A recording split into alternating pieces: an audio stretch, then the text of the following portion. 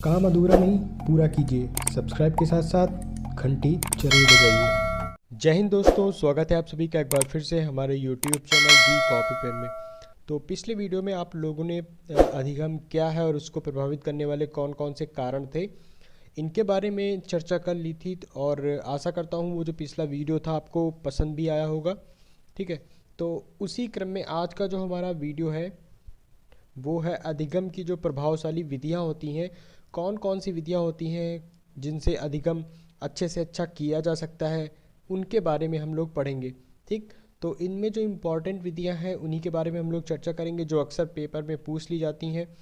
तो सबसे पहले जानिए कि इनमें प्रश्न कैसे बनते हैं। आपसे डायरेक्ट कोई भी विधि पूछ लेगा कि आप इसको डिस्क्राइब करिए। ठीक, जैसे करके सीखना क्या होता है उसके बारे में आपको बताना होगा, तो आप इसके बारे में पढ़ेंगे, तो जो आपको ज्ञान होगा वो आप लिखेंगे। ठीक, तो एक तो ये ऐसे हो गया, या कभी कभी ऐसे ही पूछ लेगा ऑप्शन में कि इनमें से कौन सी जो विधियां हैं वो अधिगम की विधि है या नहीं है।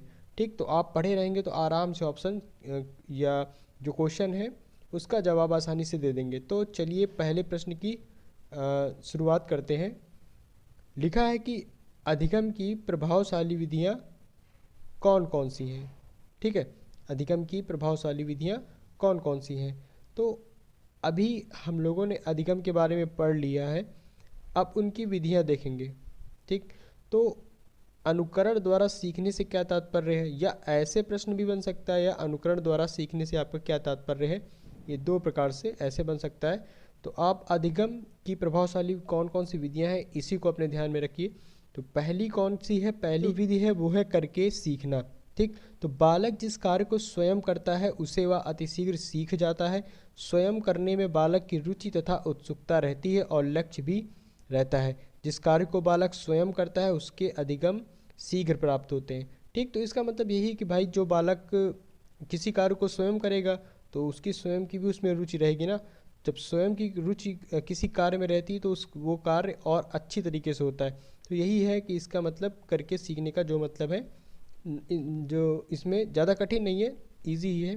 ठीक है, आगे है अनुकरण द्वारा सीखना। अनुकरण द्वारा सीखने का क्या मतलब हुआ कि जैसे सामने हमारे सामने मतलब कोई व्यक्ति है वो कुछ अनुक्रिया कर रहा है और हम उसकी अनुक्रिया के द्वारा कुछ सीख लेते हैं। ठीक, तो हमने क्या किया, उसको देख के कुछ सीखा, तो यही हो गया अनुकरण।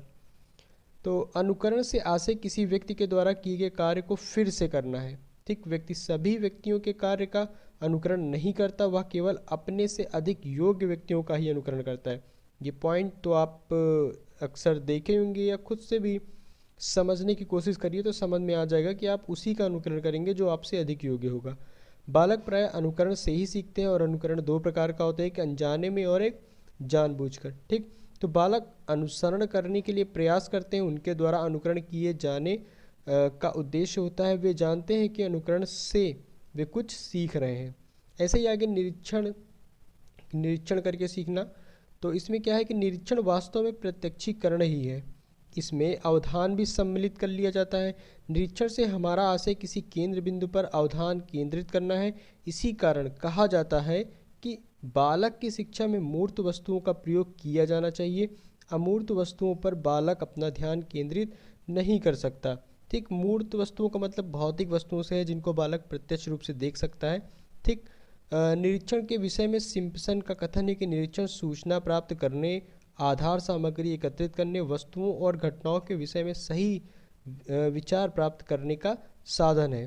ठीक, अब निरीक्षण के बाद कौन सी आती है, परीक्षण करके सीखना। ठीक, तो नए तथ्यों की खोज करना वास्तव में सीखना है। छात्र परीक्षण, इसको एक्सपेरिमेंट भी करते हैं। भाई आप एक्सपेरिमेंट करके किसी भी चीज़ को सीख सकते हैं, तो उसी के बारे में यहाँ पे बताया गया है। तो एक्सपेरिमेंट के द्वारा किसी नवीन बात की खोज कर सकता है, परीक्षण के पश्चात ही किसी निष्कर्ष पर पहुंचा जा सकता है। इस प्रकार बालक जिन तथ्यों को सीखता है वे उसके ज्ञान के विभिन्न अंग बन जाते हैं। पुस्तक के आधार पर भी ज्ञान प्राप्त किया जा सकता है, परंतु यह सीखना उतना महत्वपूर्ण नहीं होता। स्वयं परीक्षण करके सीखना अधिक महत्वपूर्ण होता है। ठीक, आप प्रैक्टिकल करके बहुत अच्छे से सीख सकते हैं किसी भी चीज़ को, बजाय कि आप उसको उसकी थ्योरी को पढ़िए। ठीक, अब है सूझ से सीखना। देखते हैं ये क्या है। तो निरीक्षण घटनाओं के विषय में सही विचार प्राप्त करने का साधन है। ठीक, सूझ किसी निरीक्षण की अंतिम क्रिया समझी जाती है। निरीक्षण में किसी वस्तु पर ध्यान केंद्रित किया जाता है। इस क्रिया से किसी वस्तु की सही और पूर्ण जानकारी प्राप्त हो जाती है, परंतु सूझ में व्यक्ति किसी वस्तु से अपने मस्तिष्क का एकीकरण करता है, अतः सूझ को एक मानसिक संगठन कहा जा सकता है। सूझ में व्यक्ति के सामने समस्या बिल्कुल स्पष्ट हो जाती है। किसी समस्या पर हल इसी सूझ पर आश्रित होता है। ठीक, और सभी सीखने की क्रियाओं में सूझ की आवश्यकता पड़ती है। जब बालक सूझ के द्वारा सीखता है तो उसको दो क्रियाएं करनी पड़ती हैं, एक तो सामान्यीकरण और एक विविधीकरण। देखते क्या है सामान्यीकरण। सामान्यीकरण में व्यक्ति किसी निष्कर्ष पर पहुंच जाता है, वह उसके विषय में एक सामान्य नियम बना लेता है। ठीक, फिर क्या होता है कि भाई इसके बाद व्यक्ति नई समस्या आने पर अपने पुराने अनुभवों का लाभ उठाता है। तो सामान्यीकरण में क्या होता है कि भाई व्यक्ति किसी कोई प्रयोग किया, निष्कर्ष पर निकला, तो भाई एक नियम बना लिया ना कि इससे करने पर, इस नियम से करने पर ये चीज़ ऐसे हो जाती है। अब वही समस्या अगर उसके सामने फिर आती है तो उसके पास तो पुराना नियम तो रहता ही है, तो उसी नियम का उपयोग करके, मतलब पुराने अनुभवों का जो उसका पुराने अनुभव है उसका लाभ उठाता है। ठीक, तो यही सामान्यीकरण में आ जाता है। विभेदीकरण में क्या आता है कि भाई इसमें व्यक्ति अपने पुराने अनुभवों का लाभ उठाता है। वह इस बात का चयन करता है कि पुराने अनुभवों में वे समस्याओं के समाधान के लिए उसे किस अनुभव को प्रयोग में लाना चाहिए। इस चयन के पश्चात ही वह अपनी सूझ का प्रयोग करता है और सीखने का प्रयोग करता है। ठीक, तो सामान्यीकरण में क्या था कि इसमें भाई व्यक्ति किसी निष्कर्ष पर पहुंच जाता है, वह उसके विषय में एक सामान्य नियम बना लेता है। ठीक, और फिर उसके बाद व्यक्ति नई समस्या आने पर पुराने अनुभवों का लाभ उठाता है। ठीक, तो और विभेदीकरण में क्या है कि व्यक्ति अपने पुराने अनुभवों का लाभ उठाता है। वह इस बात का चयन करता है कि भाई पुराने अनुभवों में से समस्या के समाधान के लिए किस अनुभव को प्रयोग किया जाए। ठीक, तो बस यही अंतर है सामान्यीकरण और विभेदीकरण में।